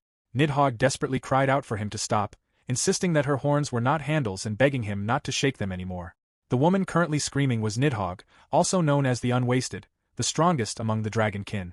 She was one of Helheim's executives and a member of the 8 Precepts, specializing in combat with a free-spirited and audacious personality. Despite her incredible strength and status, she was also remarkably foolish. Still annoyed, Shu continued shaking her while Nidhogg repeatedly pleaded for mercy. Eventually, he released her and sternly asked whether she remembered the rules he had given the executive. Nervously, Nidhogg answered that they were forbidden from revealing their names. Shu then questioned her about the organization's name itself. Breaking into a cold sweat, she admitted that it was also supposed to remain secret. Shu's expression twitched with frustration as he demanded to know what exactly she believed she was doing at that moment. He questioned whether she truly understood the situation at all. Panicking, Nidhogg hurriedly tried to explain herself to her king, but before she could continue, another voice suddenly interrupted and dismissed her as a useless dragon. The speaker was Nilf, who bluntly remarked that Nidhogg had always been a burden to the organization, possessing no talent beyond fighting. Nidhogg immediately turned toward her with a cold stare and sarcastically questioned whether Nilf had been there the entire time. She mockingly referred to Nilf as a self-proclaimed right hand before leaning closer and adding that perhaps obsessive stalking could indeed be considered a talent if taken far enough. Nilf coldly told her to stay quiet, but Nidhogg instantly replied that those words suited Nilf better. She then insulted Nilf by calling her Kautit, only for Nilf to immediately retaliate by saying she did not want to hear such comments from a flabguts like Nidhogg. Not backing down, Nidhogg shot back that Nilf should stop acting like some sheltered princess. The hostility between them escalated immediately. In the next moment, both women grabbed each other's robes and locked eyes in a fierce glare, their mutual hostility becoming impossible to hide. Seeing the situation spiraling out of control, Garm quickly turned toward Shu and urged his king to intervene. Shu immediately stepped between them and ordered both of them to stop, firmly stating that they would settle things after returning. At once, the two released each other and calmly bowed toward Shu, obeying his command without the slightest hesitation. Witnessing the exchange left Ater visibly shaken. In complete disbelief, she questioned just who these people truly were. Shu immediately snapped back to reality and turned toward Ater as though he intended to explain himself. However, he suddenly froze as a terrible realization struck him. These people had just learned that he called himself the Corpse King. The embarrassment hit him so hard that he felt like dying on the spot. Even worse, they had also discovered the existence of the organization known as Helheim. Cold sweat poured down his face, reminding him of the unbearable humiliation he once felt when his sister discovered his old Shunibu notebook. At that point, Shu realized there was no way to explain the situation properly. No matter what he said, they would never understand the circumstances behind it all. Because of that, he decided there was only one option left. Wearing a cold and imposing expression, Shu declared that his name was the Corpse King and that he was the ruler of the true Helheim. Ater could only repeat his words in confusion, unable to fully comprehend what he meant by true. Ignoring her confusion, Shu addressed them as messengers of the Fortem Empire and ordered them to deliver his name directly to the emperor. He proclaimed that they were the genuine Helheim, while a false Helheim had spread throughout the world, usurping their name and committing countless evil deeds under it. Those impostors, cloaked in deception, would soon be purged by the real Helheim. Shu then firmly warned them that if they revealed this information to anyone other than the emperor himself, appropriate retaliation would follow. Because of that, he expected them to make a wise decision. After delivering his declaration, Shu called out to Undiluted, prompting Nilf to immediately obey. In the next instant, a brilliant light enveloped the entire group. Ater shouted for them to wait, but before she could finish speaking, the light exploded outward. Once the dust finally settled, Shu and the others had already disappeared without a trace. Ater muttered in shock that it had been space-time magic, meaning they had teleported away. Amira also found the sight unbelievable, remarking that anyone capable of using such magic could not possibly be ordinary people. As Ater reflected on Shu's words about the Corpse King and the true Helheim, she made a decision and informed the others that they would return to the Empire immediately. Daggle quickly questioned her, asking what they were supposed to do about Griffle Forest and the mysterious group they had just encountered. Ater answered that she intended to report everything and gather more information first. However, as she stepped forward, she suddenly came to a halt after noticing something strange. The ground beneath them was damp, as though something that had once been frozen had recently melted away under intense heat. Ater stared at the damp ground and wondered if the Corpse King had been responsible for it. The sheer scale of mana required for something like that was far beyond ordinary. After a brief moment of silence, she quietly repeated the name under her breath, Corpse King, engraving it firmly into her memory. Meanwhile, back at Helheim's base, Eljunar, Shu immediately collapsed onto a table the moment they returned. Exhaustion and frustration overwhelmed him as he muttered in disbelief that he had completely blown it by introducing himself so dramatically. In contrast to his despair, Nilf gazed at him with admiration and praised his declaration as a magnificent proclamation worthy of a ruler. Garm enthusiastically agreed, happily saying that their king had finally revealed how cool he truly was. Nidhogg also giggled excitedly, delighted that the world would finally come to know their king's name. Still irritated, Shu reflected inwardly that although Helheim had originally been intended as a secret organization, perhaps the time had finally come to step out from the shadows. He admitted to himself that he was not particularly clever and had never been skilled with complicated indirect schemes. All he could do now was hope that everything would somehow work out in the end. After gathering himself, Shu straightened his posture and calmly announced that it was time to deal with Nidhogg's punishment. Hearing those words, Nidhogg immediately flinched in fear. Nervousness spread across her face as she hurriedly tried to defend herself, insisting that she genuinely believed her king deserved to be known by the entire world. However, Shu firmly ordered her to sit down. Without the slightest hesitation, Nidhogg obediently complied. In Chapter 9, Shu sat upon the throne and reflected that now the group had finally reunited, there was something he needed to ask them. He questioned why the name Helheim had spread so widely throughout the world. Helheim was meant to be a secret society whose members remained unknown, with its name spoken only among the demon race in fear and reverence. It should never have become so famous. To Shu, this meant that whoever was spreading the false Helheims across the world must have known about the real organization for a very long time. He began considering the possible culprit. The first possibility was the remnants of the demon race. The second was the small number of humans who had assisted in the Demon King's subjugation 180 years ago. The third possibility was far more troubling, one of Helheim's own executives. Inwardly, Shu dismissed the first option as unlikely, since the demon race remained hidden away in isolated regions.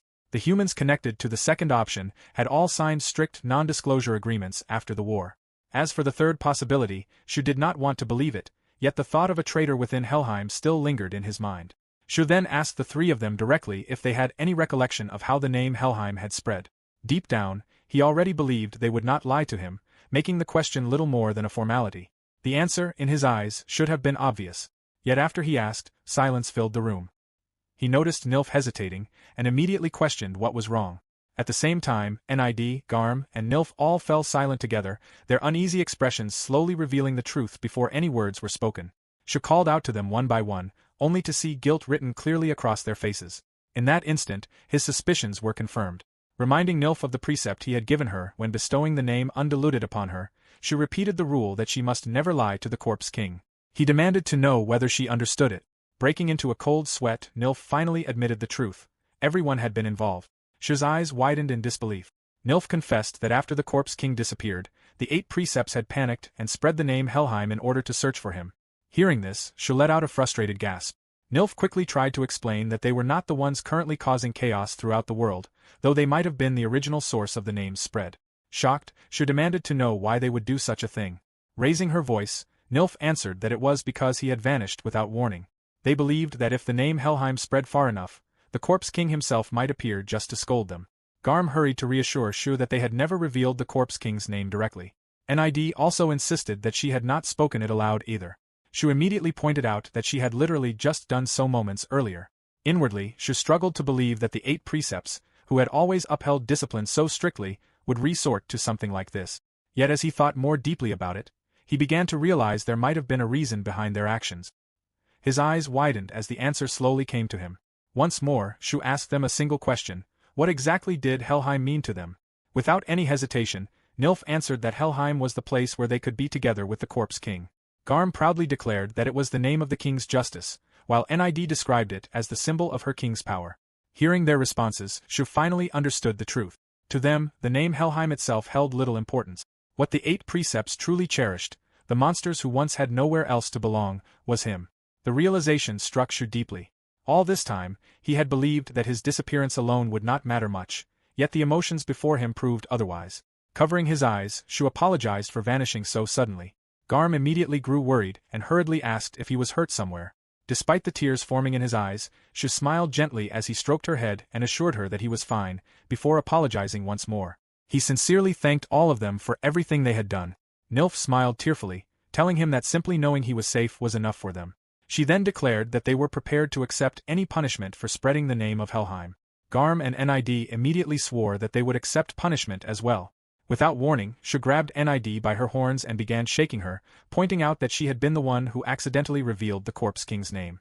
Nid cried out in protest and begged him to stop shaking her.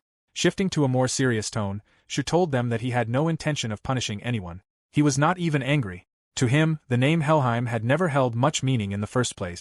As long as the 8 precepts were together, that alone was enough. Those words deeply moved Nilf, Garm, and Nid.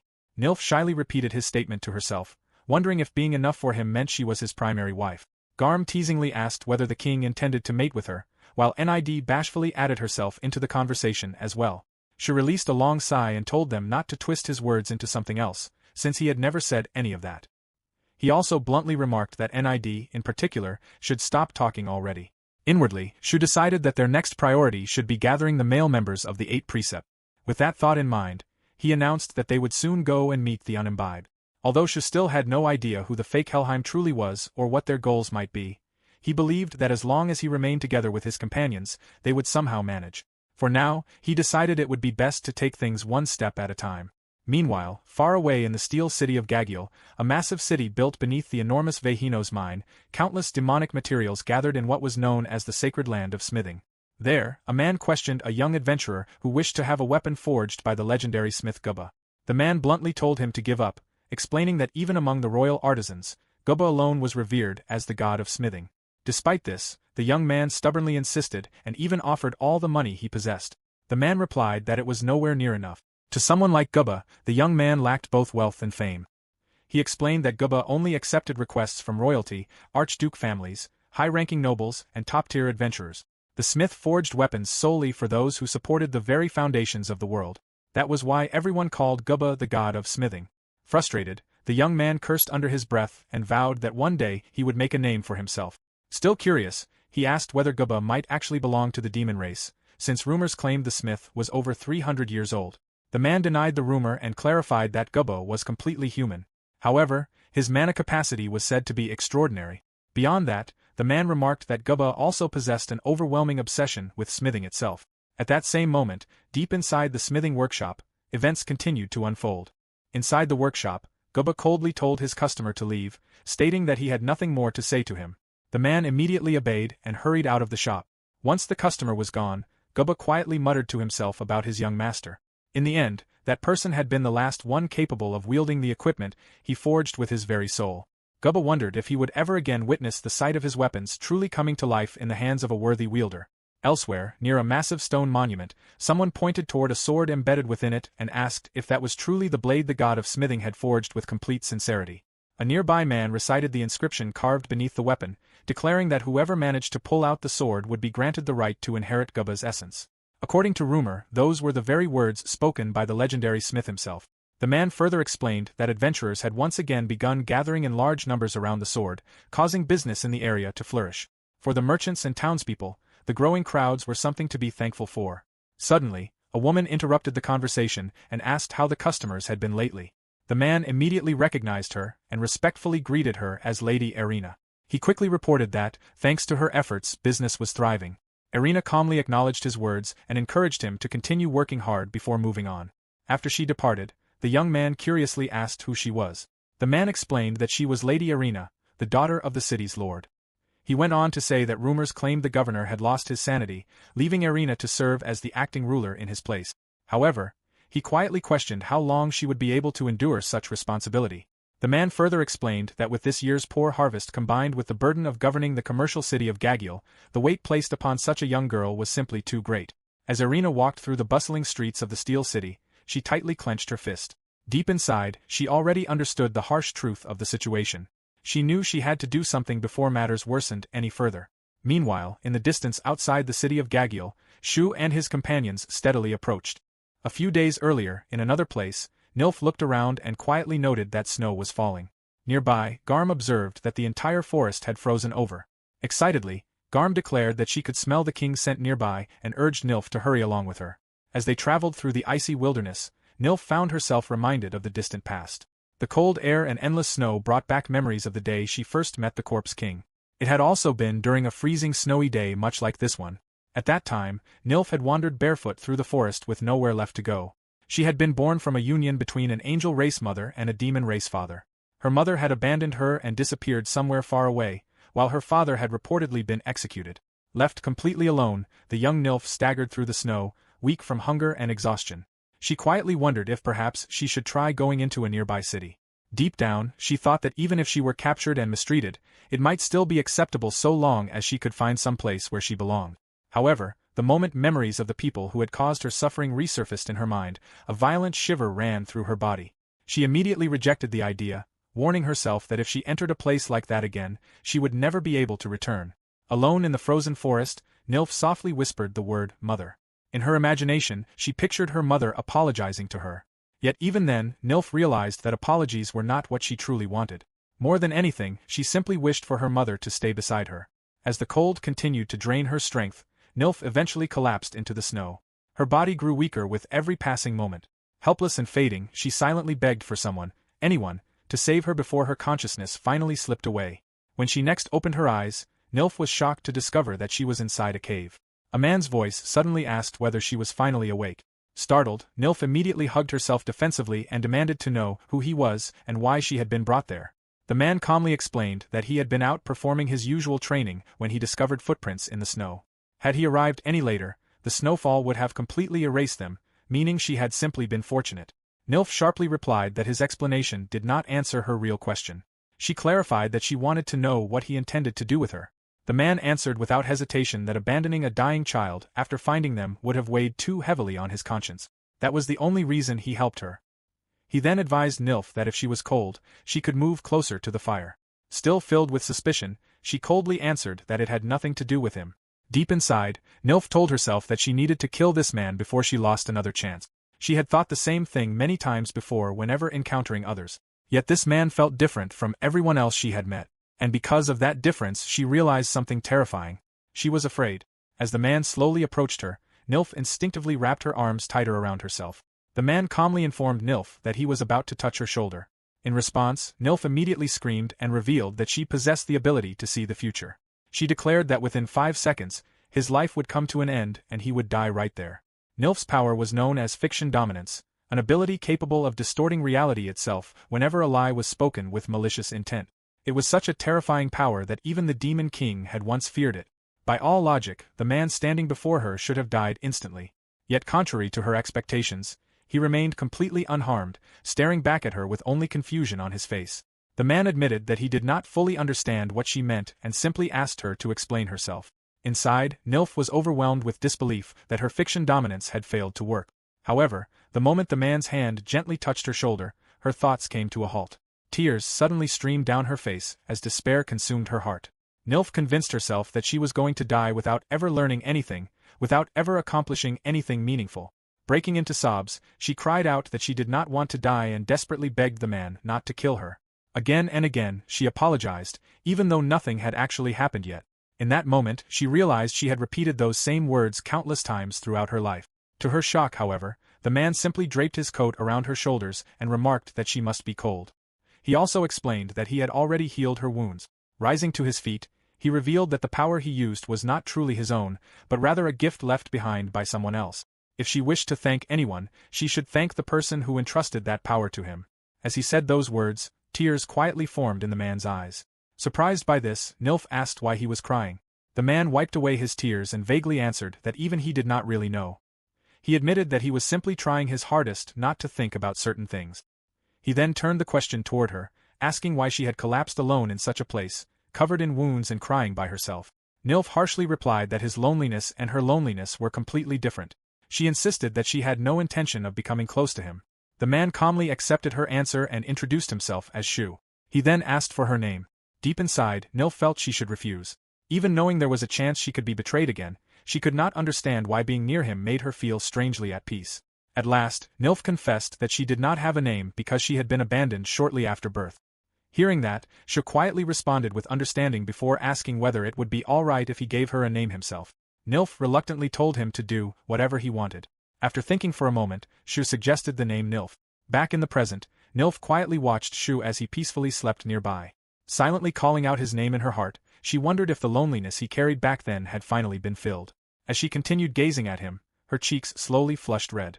Nearly 200 years had passed since the day he found her in the snow, yet her feelings for him had only grown stronger with time. Nilf smiled warmly and softly welcomed him home in a voice barely above a whisper, wishing that, at least for this moment, she could say the words she normally kept buried inside her heart. Not far from the city of Gagiel, Shu and the others stood together after using teleportation to reach the Steel City. Although they had successfully arrived, Shu admitted that there was one major problem. He had no money. Garm immediately complained about being hungry, causing Shu to apologize at once. Meanwhile, Nid enthusiastically suggested that she could simply destroy a city of that size within a single day, but Shu quickly told her that such drastic measures were unnecessary. As Shu reflected on the situation, he realized that while Nifl was intelligent, her refusal to leave his side had left her with little understanding of the outside world. The same applied to the others. Though each of them possessed exceptional talents in their own fields, they lacked even the most basic understanding of how society functioned. In contrast, it was usually ordinary men who excelled at navigating such practical matters. Thinking of a way to earn money in Gagiel, Shu considered becoming an explorer. Nifl agreed that it would be an efficient method for making money quickly, but before she could finish speaking, Shu acknowledged the problem himself. Showing his face openly would be far too dangerous, yet wearing a mask would only make him appear even more suspicious. At that moment, Nifl suddenly brightened with excitement.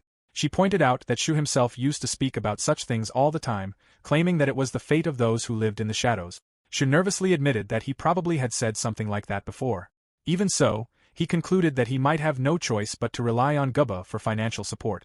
Since Gubba belonged to a production class, Shu believed he would naturally excel in business. Still, the thought of depending entirely on his subordinates made him hesitate. Just then, Nid proudly declared that the matter should be left to her. As the guardian dragon of the Empire, she claimed she could obtain as much money as they desired simply by speaking. Nifl immediately dismissed her as a useless dragon and questioned whether Nidhogg even understood their current predicament. They were enemies of the Holy Kingdom now. In response, Nidhogg coldly insulted Nifl, mockingly calling her a cow. The tension between the two escalated instantly. Before the argument could worsen, Shu quickly intervened and ordered both of them to stop fighting. He then instructed Nid to shrink down and ride on his shoulder, explaining that her true form would cause an uproar if seen by the public. Nifl mocked her, while Nidhogg tearfully protested the humiliating treatment. Watching the exchange, Garm remarked that both of them became pathetic in front of their king. Not long afterward, the group arrived at the heavily guarded gates of the city. The man ahead of them passed through without issue, and soon it was their turn. The guards barely spared them a glance before allowing them to proceed. Nidhogg muttered bitterly about how casually they had told the king to move along, but Shu immediately warned her to stay quiet. Once inside the city, Shu gazed at the enormous tree towering over Gagiel and realized how much larger it had become since the last time he had seen it. Then again, he reflected that 180 years was more than enough time for anything to grow immensely.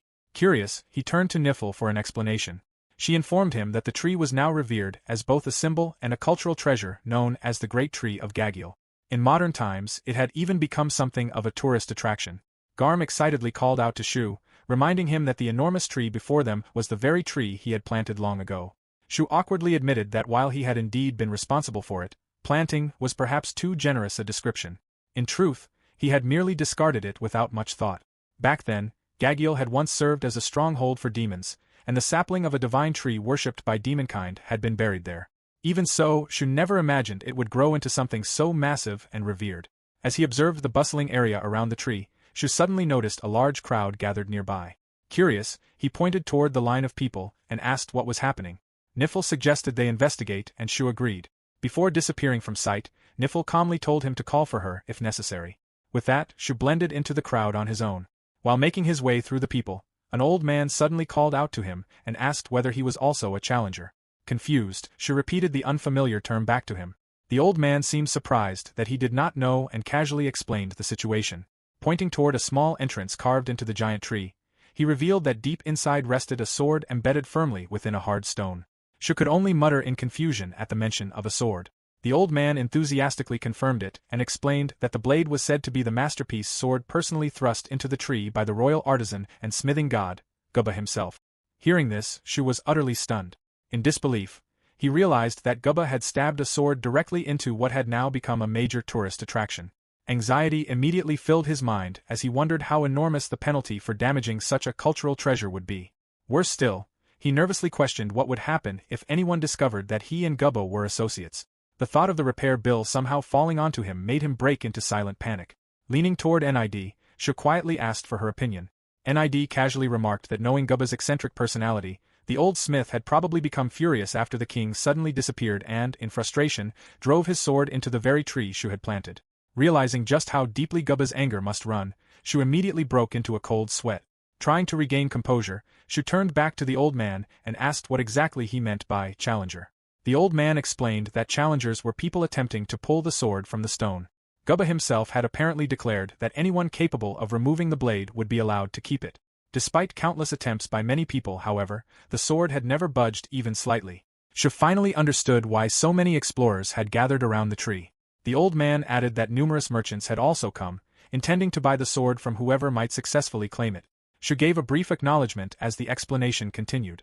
According to the old man, rumors had begun spreading that a group from the Holy Kingdom of Griffel was on its way to Gagiel.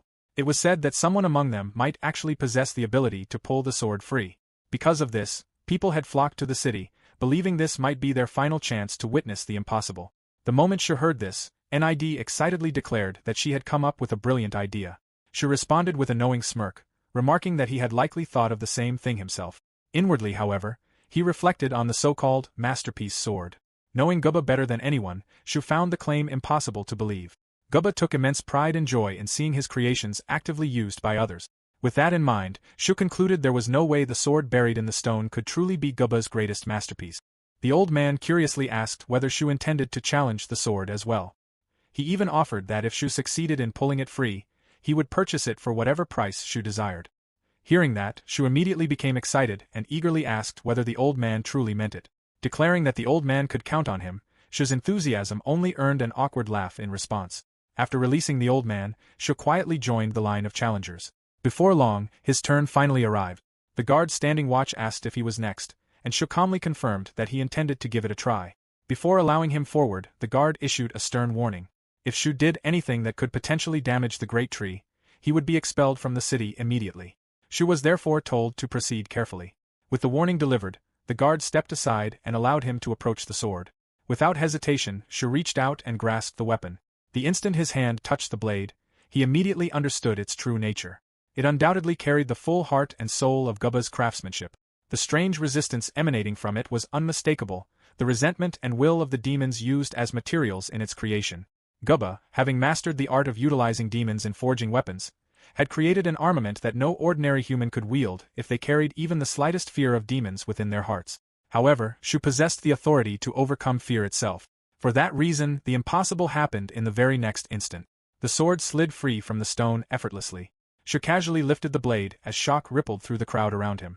The surrounding people stared in complete disbelief that someone had finally succeeded in drawing the sword. Voices erupted throughout the area as some gasped that the sword had truly been pulled out at last, while others insisted it had to be fake because there was no possible way it could have happened. Amid the commotion, Erina suddenly stepped forward and asked Shu to wait. She requested that he hand both the sword and the credit for pulling it out over to her. Shu turned toward her while she patiently awaited his answer. Finding her demand unreasonable, he remarked on how abruptly she had made such a request. Erina openly admitted that she understood how unreasonable it sounded, which was why she intended to compensate him with a fair payment. Shu briefly considered the merchants who had gathered there and wondered aloud whether they would truly pay whatever price he demanded. In the end, he sighed and accepted that it could not be helped. Calling out to Undiluted, he acted immediately. At that exact moment, Niffle cast Accelerate. A brilliant flash burst through the surroundings, and in an instant, the entire world around them came to a complete standstill. Erina looked around in alarm, unable to comprehend what had happened. In growing panic, she questioned whether time itself had stopped and demanded to know what was going on. Shu calmly reassured her that there was no need to panic. He explained that he had merely asked someone to use a bit of spacetime magic. Rather than the world stopping entirely, the two of them had simply entered a state of extreme acceleration far beyond everyone else around them. Erina struggled to believe his explanation, still shaken by the surreal situation. However, Shu interrupted her doubts and reminded her that she clearly had something she wished to discuss. He informed her that they could only maintain this accelerated state for about 5 minutes, so there was no time to waste. Fixing his gaze directly upon her, Shu calmly asked what it was that she truly wanted. Erina calmly repeated that, as she had already stated before, she wanted to purchase both the sword and the credit for drawing it from the stone. Curious about her motives, Shu asked why she wanted them so badly. However, Erina immediately refused to explain her reasons. Accepting that she had no intention of revealing the truth, Shu shifted the conversation instead. He mentioned that the sword was supposedly regarded as the masterpiece of Gubba, the smithing god, and asked how much she intended to pay for it. Rather than answering directly, Erina turned the question back on him and asked how much he wanted. Shu paused for a moment to think. Judging from her appearance and demeanor, he assumed she was likely some wealthy noblewoman with more money than she knew what to do with. Finding the entire negotiation somewhat tedious, he decided to test her and casually named a price of 300 gold coins. The amount visibly startled Erina. Meanwhile, Shu quickly calculated the value in his mind. Even a cheap sword normally cost around 1 gold coin, which roughly translated to 100,000 yen in his original world. That meant the price he had just quoted amounted to nearly 30 million yen. Smirking slightly, he waited to see how she would react. Instead of becoming angry, Erina let out a deep sigh and remarked that he was just like everyone else. According to her, everyone always placed absurdly inflated value on the sword simply because of its reputation. To her, all the people gathered there were nothing more than fools. Hearing that, Shu's eyes widened slightly in surprise. Erina continued speaking without hesitation. Despite believing the sword was nowhere near worth such an outrageous price, she calmly reached for a pouch of coins and agreed to pay the 300 gold coins regardless. However, Shu immediately stopped her and asked her to wait. Confused, Erina turned toward him. Shu then asked her what value she personally believed the sword truly held. Without even pausing to think, Erina answered that it was worth 50 gold coins at most. When Shu questioned her reasoning, Erina explained her assessment in detail. 49 of those gold coins, in her opinion, represented the skill and craftsmanship of Gubba himself.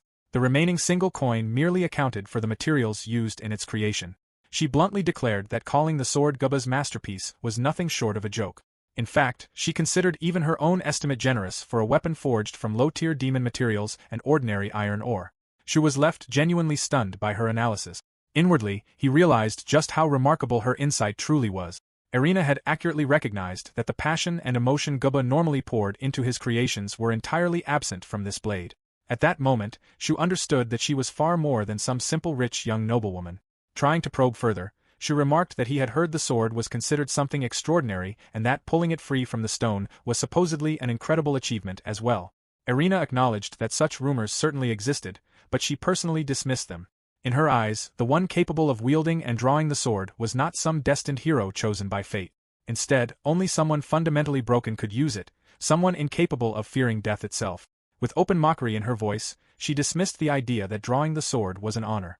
To her, it was nothing more than the mark of a monster. A faint smile formed on Shu's lips as he quietly repeated the word, monster, to himself. Unbothered by his reaction, Irina continued her harsh criticism of the sword. In her view, any weapon that ordinary humans could not use was ultimately meaningless. At best, it could be admired as a piece of art, but as an actual armament, it was a complete failure. She went so far as to say that if Guba truly considered such a weapon his masterpiece, then he should stop calling himself a blacksmith altogether and become an artist instead.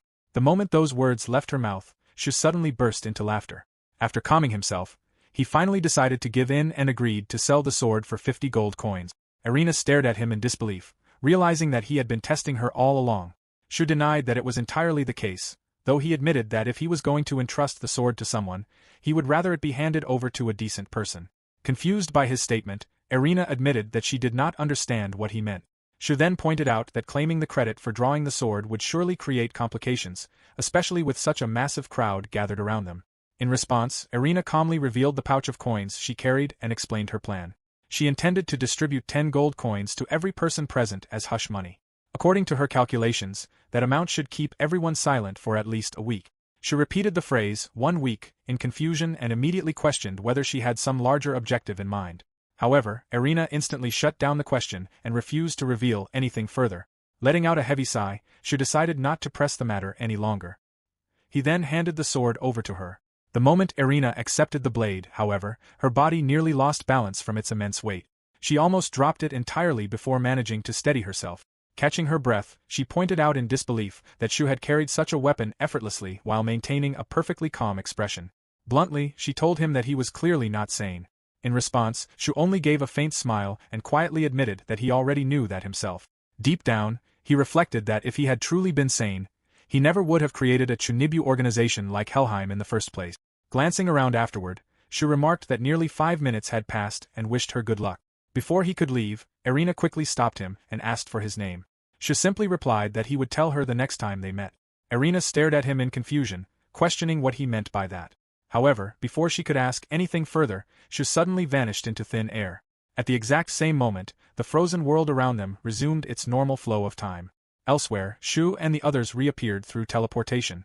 Nifl immediately asked whether he was truly sure about what he had done. Shu calmly answered that everything was fine. He admitted that there was something special about that girl. The moment he met her, he felt the same spark he had once experienced when he first encountered the others. To him, it felt as though he had discovered a hidden gem.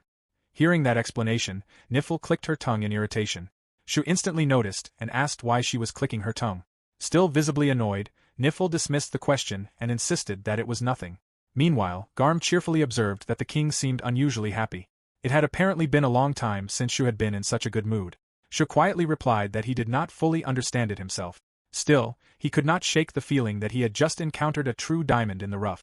Garm curiously asked Shu whether it was really all right not to tell the girl his name. Shu admitted that he was interested in her as well, but revealing his identity would only distract him from his true objective. Still, he quietly remarked that if fate allowed it, they would surely meet again someday. As he spoke, Shu glanced toward Nifl and commented that the girl reminded him a little of someone he knew. The moment she realized what he meant, Nifl's face turned bright red with embarrassment. Flustered, she immediately shouted at him, calling him a Lullicon Corpse king before vanishing from sight entirely. Hearing such an accusation directed at him, Shu reacted in complete disbelief. Nifl angrily declared that she no longer cared anymore. Shu hurriedly apologized to her while inwardly reminding himself that, regardless of everything else, their priority remained finding Guba. Meanwhile, within the holy kingdom of Griffel, Asha quietly stared into the distance from inside a large carriage traveling alongside the summoned heroes. One of the students suddenly asked whether they were almost at their destination. Asha calmly pointed out the massive tree visible through the carriage window and explained that it was the great tree of Gagiel. Several of the students stared at it in amazement. One remarked that it truly felt like another world, while another excitedly mentioned the legendary sword said to rest at the base of the tree, a weapon that only the chosen could supposedly pull free. As the others admired the scenery and chatted excitedly, Hyuka remained seated in silence. A male student approached her and asked whether something was wrong or if she felt unwell. Internally, Hyuka felt increasingly irritated. Ever since they had been summoned into this world, the boy had constantly hovered around her, clearly searching for an opportunity to grow closer to her. She found his behavior annoying, though she could not openly say so. Instead, Hyuka simply replied that she was fine. The boy appeared ready to continue the conversation, but another student suddenly called out to him, addressing him as Kawasaki-kun and urging him to come look at the scenery together. Kawasaki hesitated for a moment, but Hyoka politely encouraged him to go ahead and join the others. Before leaving, Kawasaki told her to let him know if anything happened. Only after he finally walked away did Hyoka lightly bite at her nails in irritation and mutter that his attempts to act like her boyfriend were unbelievably cringe. Inwardly, she reflected that both the boys and girls around her had become completely absorbed in the fantasy of this new world. A large part of the reason, she believed, was because of the powers they had been granted. Slowly raising her hand, Hyoka activated her status window.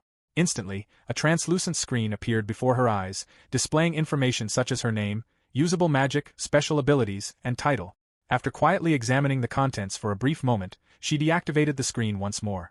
Deep in thought, Hyoka reflected on how every summoned individual had received unique magic and special abilities. After spending time experimenting with those newfound powers, everyone had developed an overwhelming sense of confidence without any real foundation. Students who once spent their lives quietly fading into the corners of classrooms had now begun to see themselves as potential chosen heroes.